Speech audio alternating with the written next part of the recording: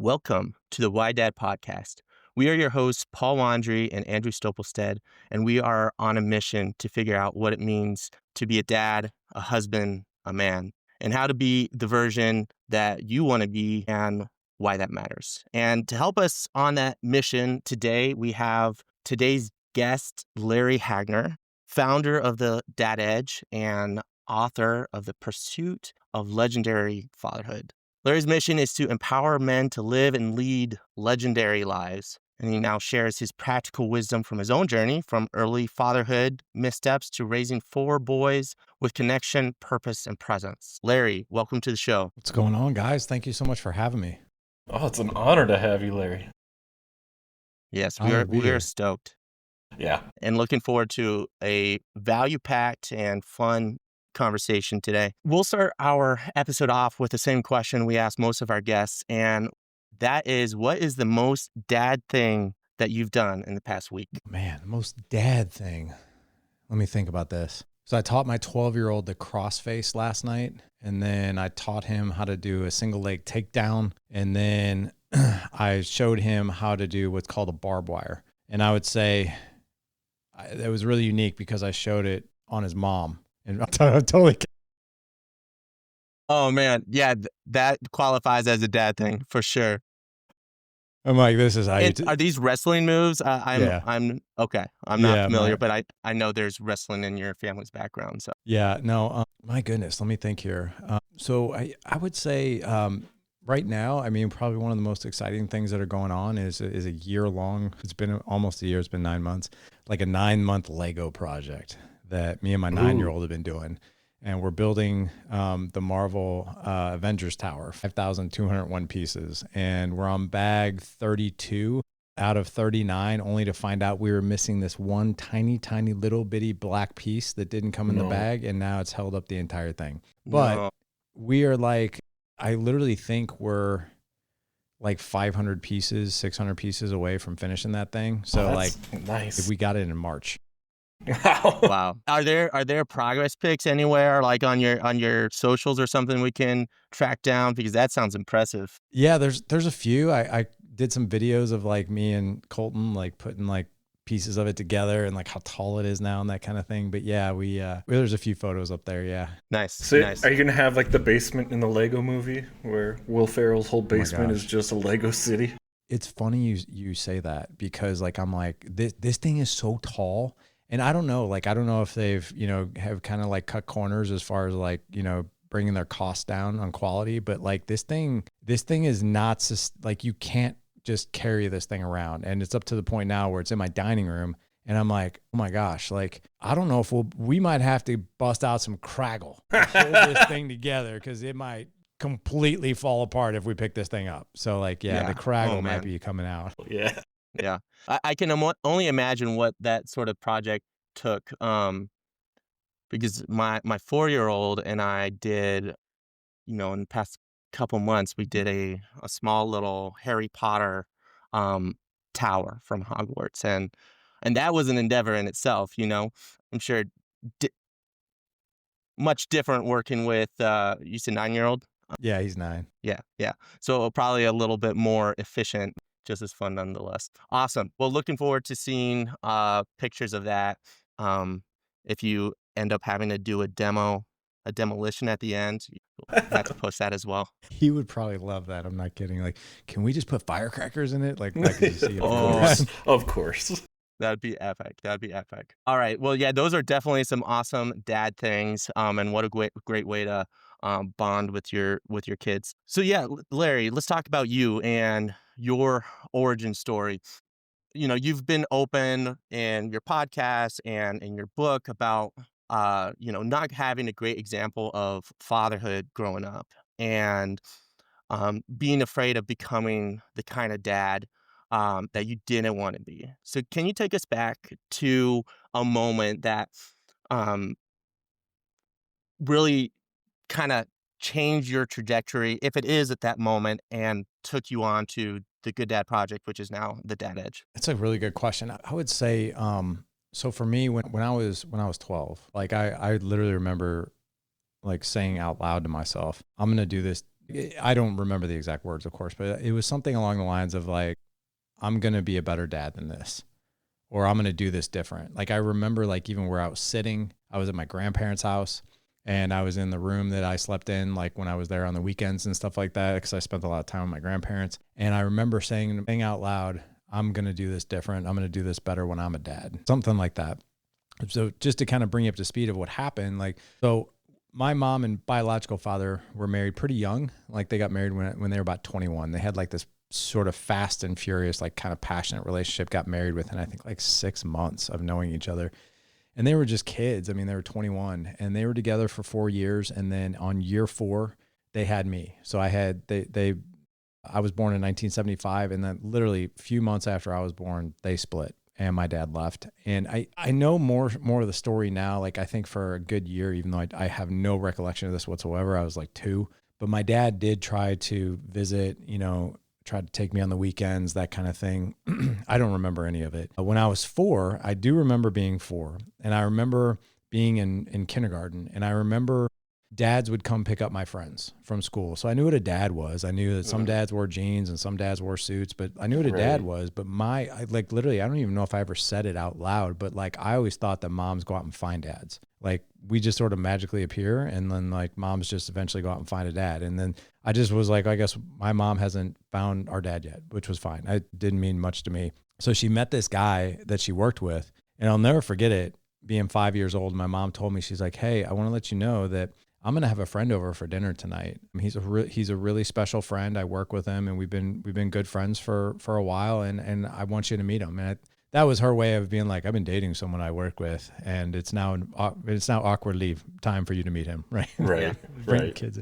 But I remember this guy walking to my house the very first time. Like I remember it was cold outside like it is now. He was wearing a 3-piece suit when he came walking through my door. He was wearing a trench coat. He had a briefcase. He had the handlebar mustache, the feathered hair. It's 1979. And he came walking in and I was like, that's a dad. That is a dad. Like I knew, like that's my dad. Like that's kind of like what I was thinking. And like I shook this guy's hand and the very first words this guy heard me say was not nice to meet you is, are you going to be my dad? Like I was just beaming, looking up at this guy and I was like, are you going to be my dad? And I remember my mom, like, I think she gasped at one point and I think he just like awkwardly laughed. But I remember like it was a magical night. Like he played with me. He talked to me. I mean, up to that point, like I was like, dude, this is unreal. And then 6 months later, they got married and they were together for about 6 years and they got divorced when I was 10. I'm sorry. 5 years. They got divorced when I was 10. And it was absolute chaos and horrificness and fighting and physical abuse and mental abuse. Like I would break them up fighting. He would beat on me. Cops were called to my house. It was a circus.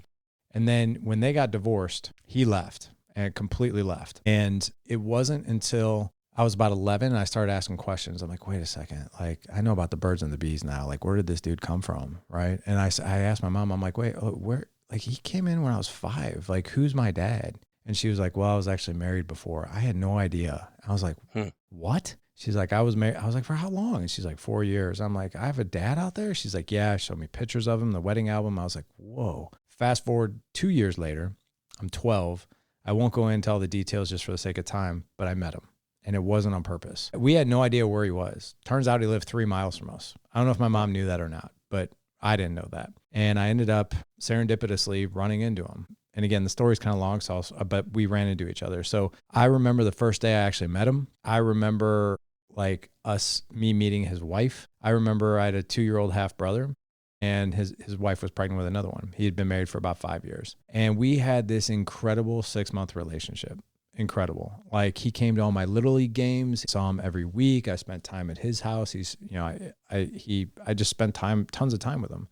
And then after like 5 months, something started to change. I couldn't figure out what it was. It just seemed like he was really stressed out, really overwhelmed, like sort of distant, disconnected. And I remember, and going back to answering your question, I remember being 12 and picking up the phone one day and I was at my grandma and grandpa's house and I remember calling him and I was like, hey, is everything okay? Like, I don't remember how I asked this, but I was like, is everything okay? Like, I just feel like something's not right with us. And that's when he just laid it on me that he's like, yeah, this has been really complicated. And to be honest with you, I don't think I can progress. I don't think we can move forward with our relationship anymore. So he left again. And I remember hanging up that phone And I'm like, what just happened? Like, did my dad just leave again? And I was like floored. It was almost like, no way.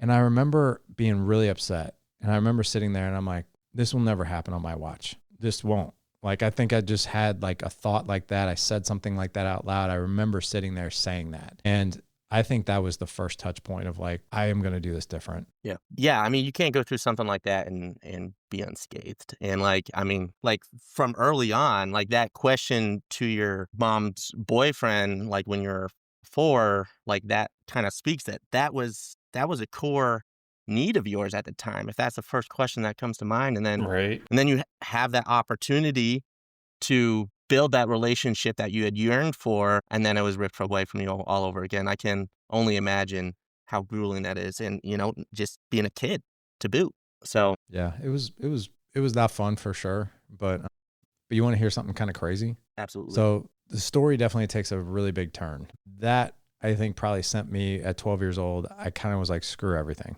Like school, didn't care about it anymore. I failed the 8th grade, failed straight Fs. Didn't care. It wasn't because I wasn't smart. I didn't care anymore. Gained a ton of weight. Like I think I gained 40 in my 8th grade year going into freshman year. And I just didn't care. And I had to do 8th grade twice. So like I said, so I went to 8th grade once, failed it, had to go again. That was a turning point. Got into high school, graduated college with a degree in health management, a minor in nutrition, and then got my first job in medical device sales. So married to my college. So we'll fast forward till I'm 30. Married my college sweetheart. We have a kid on the way. Great job in medical device sales. I'm in a Starbucks for a meeting, 30 years old, 20 years ago. And I'm sitting there having this meeting, and I take notice to this guy who walks in the coffee shop, and I'm like, wow, that's my dad. Hadn't seen him in 18 years. Wow. And I was like, holy crap, like, what do I do? So I just, one of the people on my team, I was also friends with her outside of work, and she saw this look on my face, I guess, when I saw him. And she's like, see somebody, like, what, you okay? And I'm like, yeah. I was like, and she knew the story. I was like, you're not going to believe this. I was like, you are not going to believe who just walked in here. And she's like, who? And I pointed over, I was like, see that guy over there? She's like, yeah. I was like, that's my dad. And she's like, I'm sorry, what? And I'm like, that's my dad. And she's like, the one you haven't seen since you were 12? I was like, yeah. And she's like, oh my God, like, what are you going to say? I was like, I'm not going to say anything to the guy. Like the last time I talked to him, he told me he was taking a hike again. So like, there's nothing that I want to say to him. So she just didn't say another word. She just got up from our table and went and sat at his. And I'm like, and he was like 25 feet away. And I'm like, what is she doing?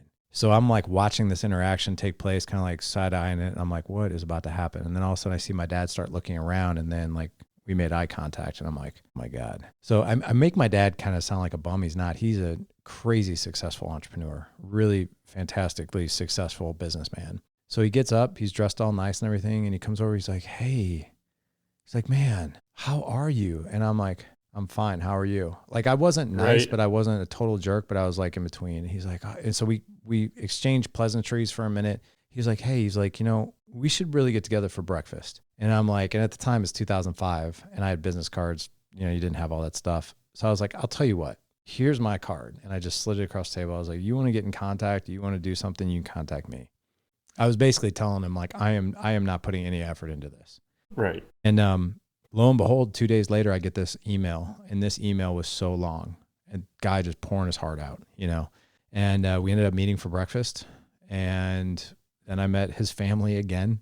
And for the past 20 years, we have had a pretty unique relationship, to say the least, but it's been good. It's been very positive. But yeah, my dad is back in my life, even after 30 years of not being in it. That's incredible. Wow. Yeah, a little crazy. Wow. Right. Yeah, that is a crazy story, and thank you for sharing that with us. And yeah, my goodness, like what a roller coaster of a ride from, throughout your life.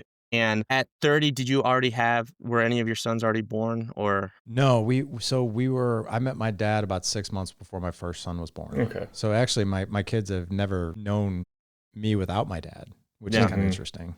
Yeah. Yeah. Wow. So, that you reunite with your dad for the second time right before you have your first. And then if I remember correctly, I think it's 10 years before of having your kids before you start the Good Dad Project. Is that right? Yeah, it was about 6 years. Yeah. No, 6 years. Yeah. So what was kind of the impetus to leave your successful jobs, your successful career, and shift over to what you're doing now? To be honest, that was never the intent. So I started the Good Dad Project back in 2011. And it was because, unfortunately, it was right at 2012 because it was right around holiday time. And I made myself 3 promises when I got married. So, like this motivation to be a good dad, good husband was there. But one thing I learned that the best of intentions don't mean execution, right? So Right. like I made this, I remember like making this promise to myself. I was like, I'm going to be a good husband. Like I'm only going to be married once. I'm going to be a good husband. I want a flourishing, great marriage. That's one thing I want. Number 2, I'm going to be a really good dad. Mm-hmm. So that's another one. I'm never going to leave my kids. I'm going to do everything in my power to be a good dad. And I'm never going to hit my kids out of anger because every freaking dude that came into my life was an abuser. And I broke all 3 of those promises in that 6 years.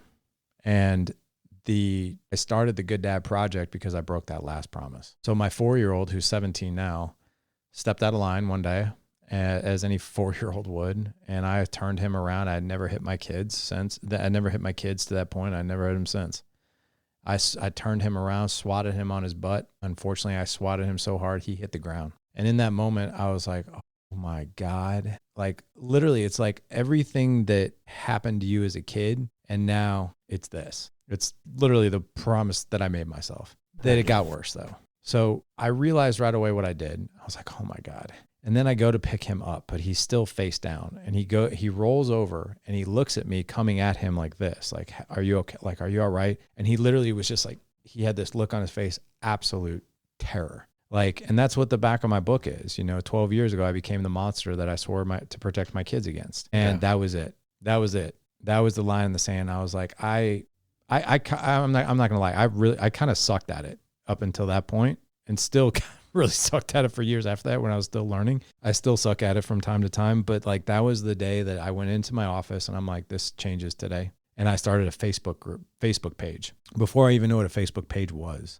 Never did it for a following. I just did it for my own personal like journal. I was like, and I named it the Good Dad Project. And I was like, okay, if I'm going to do this, I need to treat it like anything else, which is I need to learn it, right? Like anything we're ever good at, we have to learn. And I was like, what have I done to learn how to be a good dad? Nothing. I just want to be a good dad, but wanting to be something doesn't mean you are going to be good at something.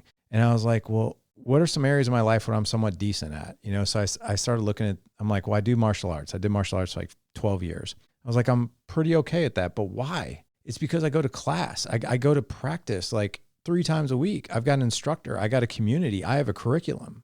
So like, that's the reason why there's the whole process laid out for stuff like that. And I started asking myself, I was like, could fatherhood be the same? Could marriage be the same? And the answer to that question over the past years is yes, it is the same. You can actually learn the skills to be a good dad. You can learn the skills to be a kick-ass husband. You can learn the skills to attract your wife to you. You can learn the skills to build intimacy. I mean, all of these incredible things that, man, we're never taught. And Right.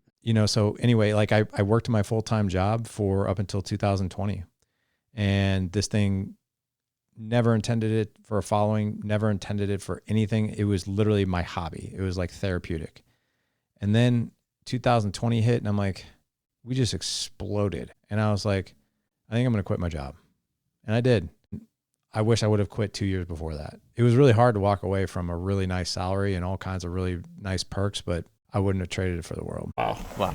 Yeah. Yeah.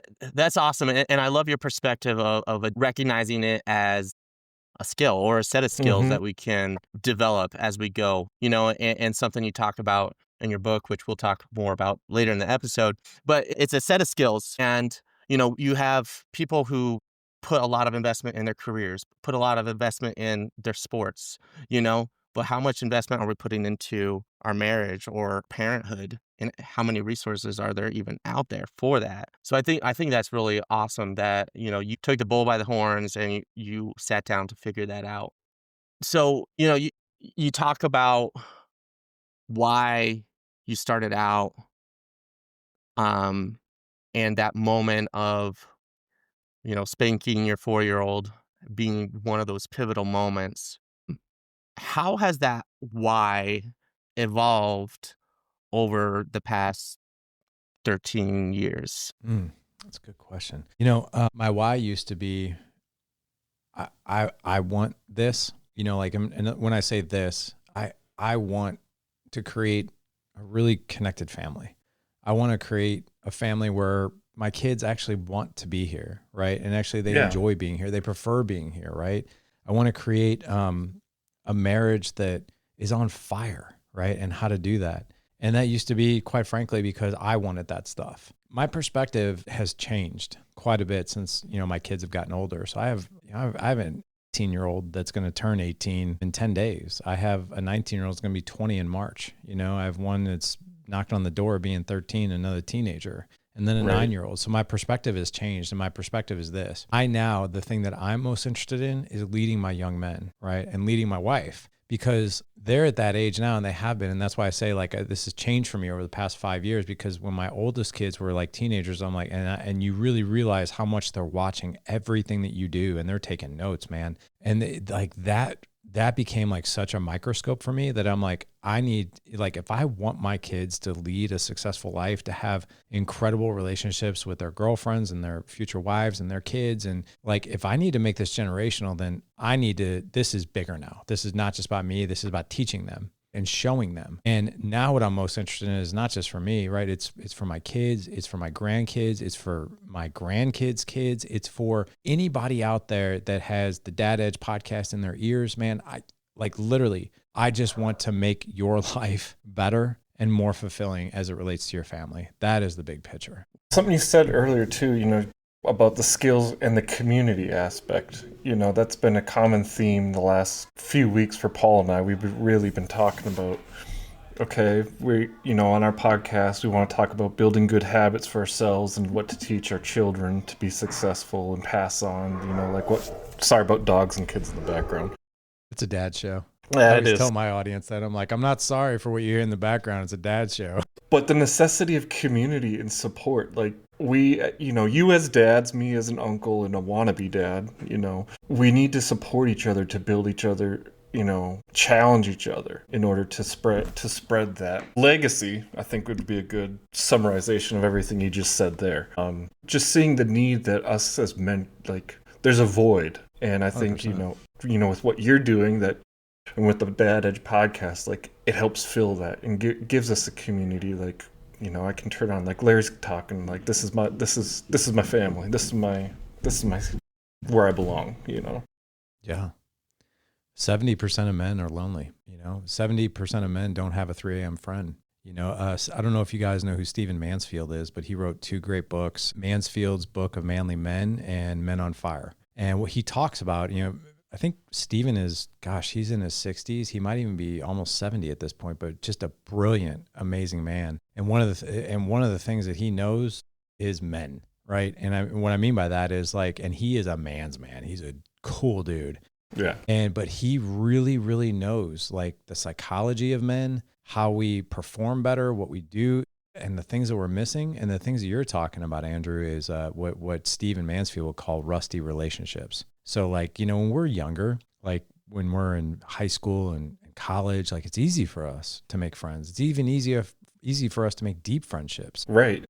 I heard this actually from another podcast guest, Adam Schaefer from Mind Pump, and we were talking about this. And Adam's like, yeah, it is, because it's almost like your friendships actually, like, the stickiness and the depth of it actually sometimes is the trauma that you're going through as a kid. It's like we have that common ground. He's like, and we're so open to talk about, like, the stuff that we're struggling with and the things that we're battling, and your buddies are there for you, right? And then suddenly, like, after, like, high school, college, and then you have a career and you're a family man, oh yeah, we don't talk about that stuff anymore. Like, I don't even want to, like, guys will spend all of their time in one of 2 places: work or home, work, right? And we do not give the depth of the friendships that is so needed. So, we have, like, these surface level, we're surrounded by people all day long, but the depth of our friendships, man, they struggle. And you are exactly right. Iron sharpens iron, but only if you're close enough to strike. Right. If you don't have, like, these iron sharpen iron, like,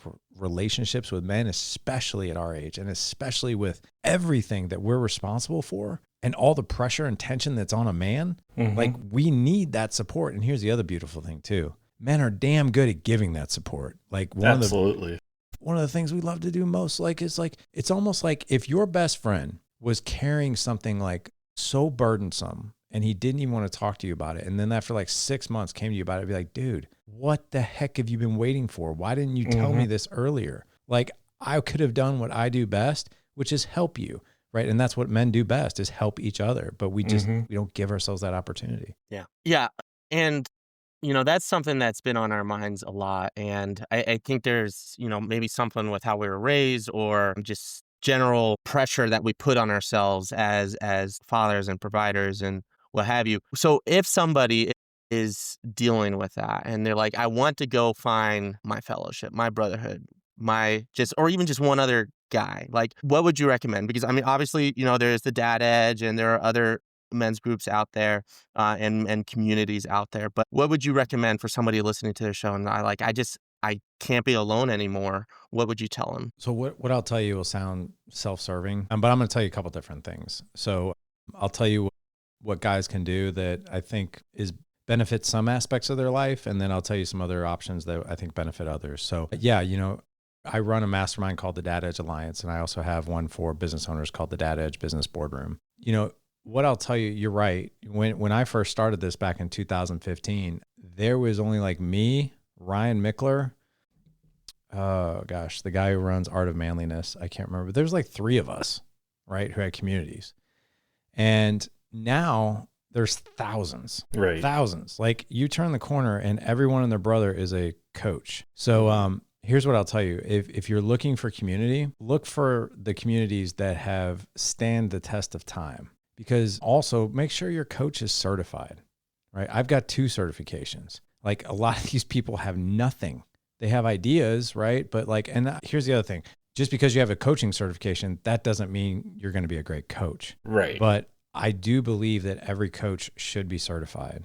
I really, really do, because I think it's dangerous if you don't. So make sure your coach is certified. Make sure the community that you enter into has stood the test of time and has been around. We've been around for 10 years and we've helped thousands of guys, right? So those are the things you should be looking for. The other thing that I have found that's really, really fantastic about an online community, guys actually feel way more comfortable and way more free to talk about crap that they probably wouldn't tell their best friend. And that's because they see their best friend all the time or they talk to him, but they don't have to see Joe Smith, because Joe Smith literally lives on the other side of the world, right? Or on the other side of the United States. You're not going to see him. So there is some psychological safety, I think, in distance and in big groups like this. Now, that was the self-serving one. Here's what I'll tell you about guys who don't join communities, and there's nothing wrong with that whatsoever. But guys still need guys. But so if you have, I guarantee that your listeners, you guys even, you could probably identify 1 or 2 men in your circle that on a scale of like 1 to 10, 10 being like this guy is my ride or die, 1 being like I can't stand this guy, it's probably like a 5. Like you got a good relationship with him. Like I got a guy who lives down the street. We just started being friends. His name's Brian. I'd give him a 5. We're going out for coffee on January 9th, and we're going to get some depth in our friendship because I'm going to have great conversations, right? But that's what you need to do. So identify 1 or 2 people that you have a decent relationship with, right? And the other thing too is that you have shared values, right? Shared values. Like don't hang out. If you want to grow and cultivate a beautiful marriage, don't hang out with the guys who hate their wives. Just don't do it. If you want to increase your faith, don't hang out with the guys who don't go to church. If you want to be more fit, don't be eating pizza around the corner at the bar, right? Right. But the thing is this, if you want deeper relationships, and every guy does, and most guys do, right? But if you want a deeper relationship, you have to be willing to go first. And what I mean by that is you got to be the one to be authentic and vulnerable first. Now, I'll tell you, I hate those words. I hate them. I hate them because they just sound so like bleh, right? They sound so like, I just don't like it. But there's a way that you can be authentically and vulnerably masculine. And it looks like this. So when I sit there and I'm like, I'm sitting across from my buddy Brian, this is what it will look like. Brian, and this is the honest God truth. This is what I would tell him. Brian, you seem like you're a dad that has like the patience of a freaking saint, man. Like literally, I see you execute more grace with your kids when they're acting haywire. And I quite frankly struggle with that. So if you could maybe tell me how you maybe create some space in your own mind before you react, or if you can tell me any secrets that you could possibly can help me out, I would really appreciate that. Now, what I just did is I didn't like come to him and be like, oh my God, I'm just so jealous of you. You know what I mean? It's just Right, like, God, yeah. please don't do that. Right. But you can compliment a man, still be masculine, ask for his advice, and he will gladly give it to you. Like, how cool will he feel when I'm like, dude, can you please tell me how to be more like you? Like, that's pretty cool, like for a guy to hear. And what I just did in that moment is I just created more depth in our relationship. And I guarantee he'll say something along the lines of like, well, hey, now that we've tackled that for you, can I ask you a couple things? And there you go. You've got the conversation. Yeah. Those are some great answers, and thank you for sharing, Larry. And that last example of being willing to go first, ask questions, makes me think of Andrew. The couple of times that we've gone golfing. Mm-hmm. I'm a terrible golfer. Me too. But yeah, but it's fun. And when I go with Andrew, he's got a great swing. And he can actually get the golf off the tee and the ball off the tee. I And so, try. like, okay, I'm not that good. yeah. So like, show me what you're doing, man. Like, because I want to do that. And so I feel like what you're suggesting is something similar. It's so easy to do when it's sports or something like Mhm. that, Yeah. but it's a little bit trickier, but it doesn't have to be when it comes to parenting. Yeah, it kind of makes me wish, long for the days of at the playground, you just walk up to a kid and be like, hey, you want to play a game? And then, boom, you're done. Yeah, we or have to complicate things as adults, know? I want to go golfing with Evie Paul, though. goes straight to the point. She's my 4-year-old, and she just asks them, "You want to be my friend?" Doesn't know them from Adam. And it's just like, "You want to be my friend? Like, be my friend for the day." But no, those are some great points. So you talked about a couple of the epiphanies you had along the way. So just kind of shifting gears here. So I think it's safe to say that a dad listening to our podcast or your podcast wants to be better. They want something different. Mhm. What are 1 to 3 things that you would tell them to start with if they're fresh on the journey, and what can help them stay consistent? Take your wife out on a date. I'm not Okay, even probably kidding. not the answer they were expecting. No. So this surprises people. Like when a guy's like, hey man, like what's your best dad advice? I'm like, go pursue your wife and show your kids how you do it. Right? Go love your wife well and show your kids how you do it. So this might be a really unpopular thing, but my wife, this is how we view things. We're married first and we're parents second. Right. So, and I'll tell you why. Because I've put that on social media before, and oh my God, people think like you're like a Satan worshiper or something. Like some of the comments that come in, I'm like, oh my gosh. But anyway, what I mean by that is, if you really think about it, when we first start having kids, we slide that marriage on the back burner, right? And then those kids come first. And it makes sense. I mean, they're babies and they're dependent on us, right? And then what happens though, unfortunately, is as the kid gets more and more independent, the parents are usually still in that while you're still dependent and we're still putting that marriage on the back burner. It's all about the kids, all about their activities, all about their stuff, not about us. We'll get to us later. That is a huge mistake, huge. And in my opinion, but I'll tell you why. So if you're married first and a parent second, by the way, what I mean by that is like, if your kid breaks their leg and you're like, yeah, sorry, we can't take you to the ER. We got dinner plans. Like, I'm not talking about that. Right. But what I am talking about is like, I feel that I have a tremendous responsibility. I have 4 boys that constantly watch us and watch my wife and I. I have this tremendous responsibility that I'm like, hey, this is what I say to myself. You have a serious responsibility. You have to show these boys what it looks like to love a woman well, to make her feel seen, to make her feel heard, to make her feel safe, to communicate with her, even conflict resolute. There was a time I was arguing with my wife and we weren't arguing like crazy or anything like that. We were just having disagreement. My oldest son walked by. He's like, are you guys arguing? And I'm like, we're disagreeing. Yeah. And he goes, are you guys going to break up? And I was like, no, in fact, and I looked at my wife, I was like, can he watch us like go through this and like conflict resolute? And she's like, I don't care. I was like, Ethan, have a seat. And we went back and forth and we didn't, I won't tell you what we did. And then afterwards I looked at him, I go, what did you notice? Because everything was fine. Like we compromised and all that. And I was like, what did you notice? He's like, you guys didn't yell at each other. I was like, no, we don't yell at each other. He's like, I was like, what else did you notice? He goes, I noticed when one of you were talking, the other one was listening. I was like, yep, we let the other person talk. What else did you notice? He goes, you guys are holding hands. I was like, yep. He's like, you didn't call each other names. Nope. I was like, so that's a lesson for you with your brothers. Don't call your brothers names either.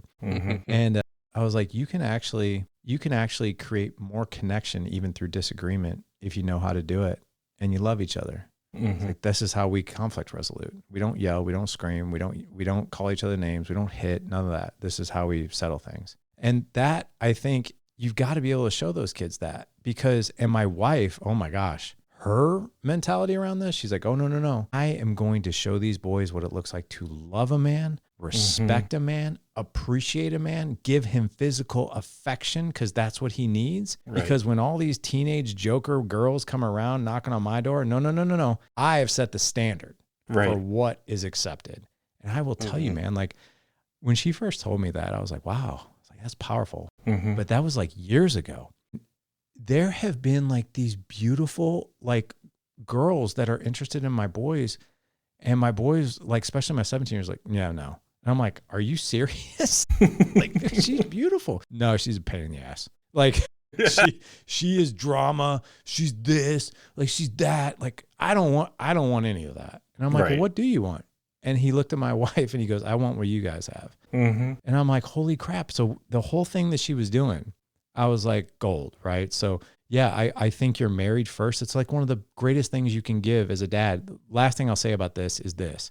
We have a 9-year-old and a 12-year-old, so they're still little guys. We asked them, we took them out to dinner like 6-7 weeks ago, and we sat them down. We're like, hey, can we ask you guys a couple questions about just what it's like living here? And they're like, yeah. And I was like, what is it like when you guys see me and mom love each other? And of course, my 12-year-old was like, disgusting, gross. And I was like, no, seriously. He's like, no, seriously. He goes, it feels cozy. It feels warm. And it feels like I want to be home. And I was like, you feel safe? He's like, yeah. And I was like, and there it is. Like, one of the greatest gifts you can give your kids is a beautiful marriage, because when your kids see you like that, like that's the feelings that they get. Warmth, coziness, safety. Man, go chase your wives. That's what you need to do. Yeah. As a single guy, I 100% agree with everything you just said, because I mean, that's the where your boys are at, like that's the family I grew up in too. Really? You know? Yeah. Like Can I ask you a question then? Yeah. What was that like for you? Like, if you, and maybe even if you want to share a story or an experience or something like that, like what was that like for you? I thank God every single day, honestly. My dad taught me exactly what you and your wife are trying to do with your boys. They put their marriage first, you know, raising kids second. And you can tell. Other couples have like even come up to me and it's like, your mom and dad really love each other, don't they? And it's like, yeah, they do. And how long have they been married again, Andrew? They've been married a long time. They're coming up on 45 years. 45 years? Yeah. That's awesome. And yeah, to this day, like couples our age, couples their age will come and be like, your mom and dad are something else. It's like, tell me about it. I know. And you know, what you said about your wife setting that example, I tease my mom. It's like, you know, you've kind of made it hard for me to want to date people. I don't know. I was going to say, Andrew, this is why it's taken you so long. She's like, what do you mean, Vince? Like, it's just like, some of these girls, they're amazing women, don't get me wrong, but it's like, they just wouldn't pass the test. Like, what's that? It's like, what you and dad have. Yeah. Dude, so cool. So cool, man. Yeah. So, that's why I say, as a single guy, I 100% agree with that take. And that's something that I've been trying to strive for as well. I love that, man. It's so cool. Yeah, that's fantastic. And I think it makes so much sense, where your advice to pursue your marriage, pursue your wife. It's like, you know, if you're in a plane and one pilot's trying to fly you to one destination and the other is trying to fly you to the other destination, you're not going to get where you want to go, and maybe even worse. And I think that might be a parallel to marriage. Like, if you're not aligned, if you're not a strong team together, and more than just a team, then you're not going to provide that safety, that safe and focused environment for your family. Yeah, I was gonna say, it just, to be the most effective and good parents, you have to put your marriage first. You do. I have a couple more if you want. Absolutely. So I think so here's the easy button for guys. So men have 3 needs in relationships. Women have 3 needs in relationships. Men need respect, appreciation, physical affection. Women, seen, heard, safe. Kids, seen, heard, safe. So we have the easy button. We only have to worry about 3 needs. Right. Because and here's the good news too. Our kids, doesn't matter how old, doesn't matter if they're a boy or a girl. My oldest son, into his 30s and 40s, seen, heard, and safe from his dad. That's what he'll need from me. So the really cool thing is that if you learn how to make people feel seen, heard, and safe, you can have an incredible connected relationship with people. So like, for example, when my kids come to me with something, right, I really don't lecture. I really don't give them advice. I ask a lot of questions, but I ask connecting questions, right? And I also validate whatever it is I think that they're feeling. Because when people have their emotions validated, they feel seen, they feel heard, they feel safe, and they're going to tell you more. Right. That's actually written in a negotiation book by Chris Voss, which is Never Split the Difference. He was the former chief hostage negotiator for the FBI. If you make people feel seen, heard, and safe, they'll tell you just about anything, and they'll connect with you, and they'll think you're the most interesting person in the world. And that's what we want to be as dads. So like when my kids come to me, and maybe it's like, for instance, like my kid will tell me like, Dad, oh my God, like I got an F on my test, right? Now as a dad, I want to be like, what do you mean you got an F on the test? I knew you weren't studying, right? Or just give them a hard time. But instead I'll be like, oh bro, like, thanks for telling me that. That probably took a little bit of courage to tell your dad you did so good on a test. Like, tell me more, what happened? Like this, this happened. And I'll be like, that sounds really frustrating, man. Like it's never easy, to get a bad grade on a test. Now, let me caveat this for a second. In my mind, I'm still thinking he probably didn't study. Like he probably took some, he's probably on his phone, maybe playing video games or whatever. Right. But as soon as I start bashing him and as soon as I start lecturing, he's tuning me out. He's not even listening. So the best way to avoid that is to ask questions. So instead I'm like, hey, so let me ask you this. If you had to get ready for this test all over again, would you have done anything different? And just be honest. Like test was the test. And then that's when the truth will come out. Like they'll be like, yeah, I really didn't prep for it as well as I should. I would have done this. I would have, I didn't do this, didn't do that. And I'll be like, well, what would you have done different? And then they'll tell me exactly what they would have done different. I don't have to say a word. And then I'll be like, well, dude, I was like, that sounds like a really good plan. So like an example that would be like, I probably would have studied Monday, Tuesday, Wednesday. I might have even gotten up early on Thursday to just review things. I didn't do that. So like I would ask them, be like, well, it sounds like you have a pretty decent plan judging by what you told me you'd do different. Like, when's your next test? They'd be like, oh, it's next week. Well, it sounds like you have a pretty good plan of what to do. Like, what's stopping you from doing that? And they'll be like, actually nothing. I'd be like, well, great idea, man. Like, way to come up with it. Like, just execute. What support do you need from me? And they'll be like, I think I got it. Or they'll tell me, right? And here's the funniest thing. I don't lecture hardly ever. I do sometimes, but hardly ever. And then they'll walk away from a conversation and be like, man, thank you so much for helping me. And I'm like, I don't think I did anything. All I did was ask you some questions and you did everything. So that psychological safety, that validation, bring it in, ask questions, getting really, really curious with them versus just like going right in and like bulldozing whatever it is you think they did wrong. Man, it creates so much connection, and they're more likely to execute their plan versus mine. Right. Yeah, I think that's a great example because one, empowers them, and two, it helps them build those skills that they'll need down the road. So you're not giving them the solution, but you're giving them you're teaching them how to fish as opposed to giving them the fish. Yes, exactly. So that's fantastic. All right, well, let's make sure we spend some time on your new book, The Pursuit of Legendary Fatherhood. And so what problem did you see that other books weren't solving that you wanted to tackle with this book? There's not a.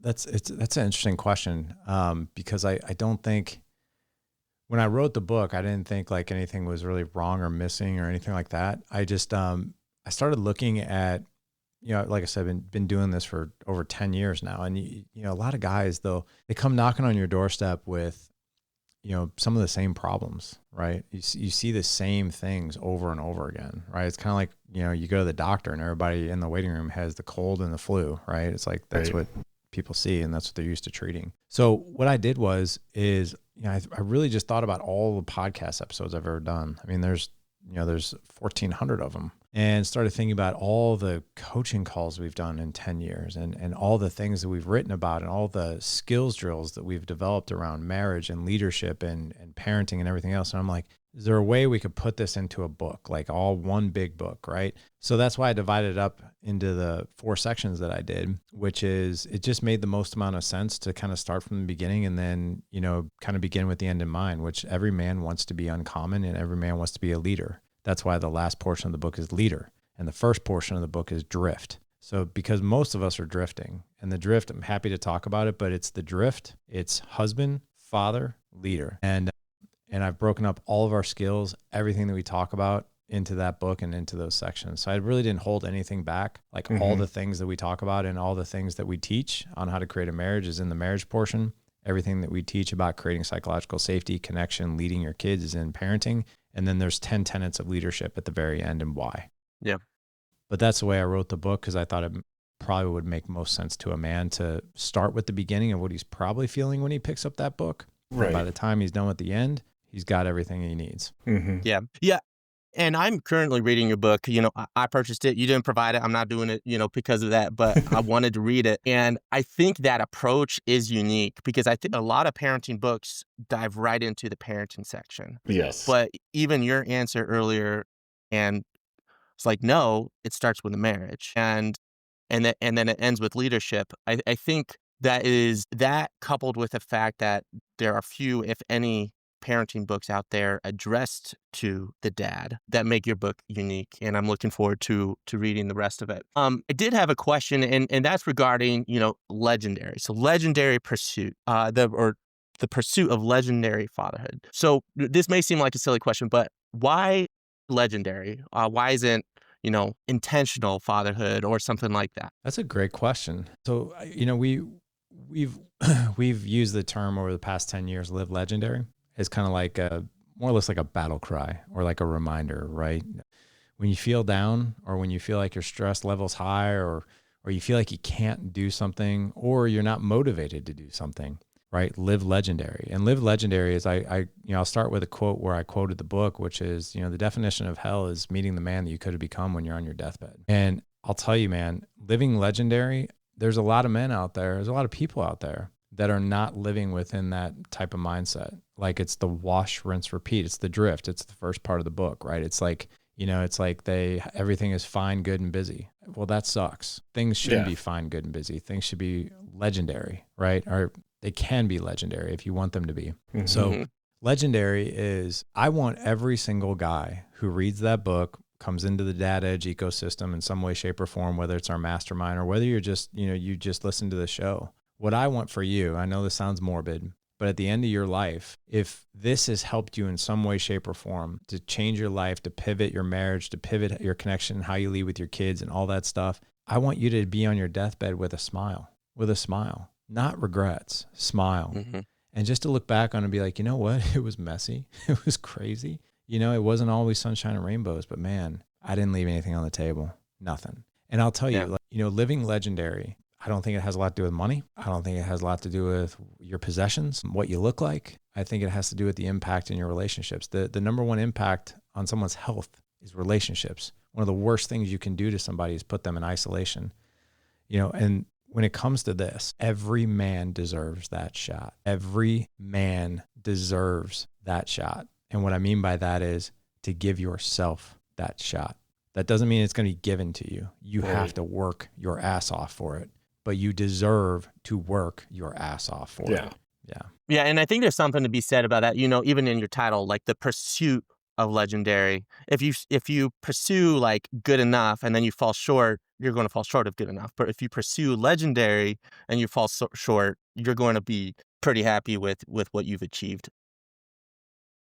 Kind of one other funny thing I'll share with you. Like, so when I first, because I actually wrote this book in 2022 and 2023.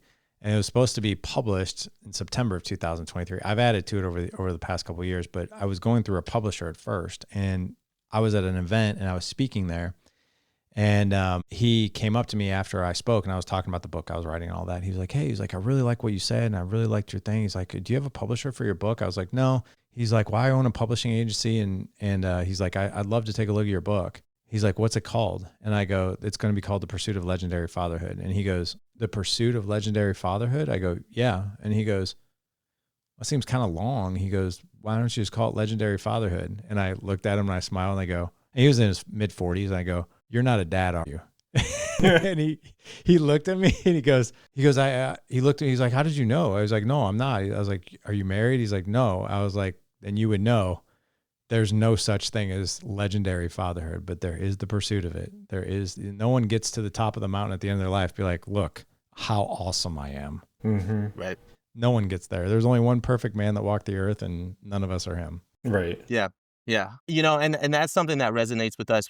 Andrew and I, we've talked about this a fair amount, and that's, and it's not unique to us, but progress over perfection, right? Like, Right. and by showing that to our kids, modeling to our kids, we're not perfect by any means, but showing them how to deal with that imperfection and how to pursue, in this case, legendary, then, we are setting our kids up for their own future success. So, yeah, no, enjoying the book so far. I'm currently in the husband section and have some great takeaways that I'm going to be talking with my wife about. I know we're kind of over time here, but if you have a couple more minutes, we've got some rapid fire questions for you. All right. So some of these questions, you could probably write a book about, but just try to give us, 1 to 2 sentence answer if possible. What does being a good dad mean to you? A dad who is connected, who's interested, and who's curious. You talk about in your book and in your show about the skills of fatherhood and that you can develop those.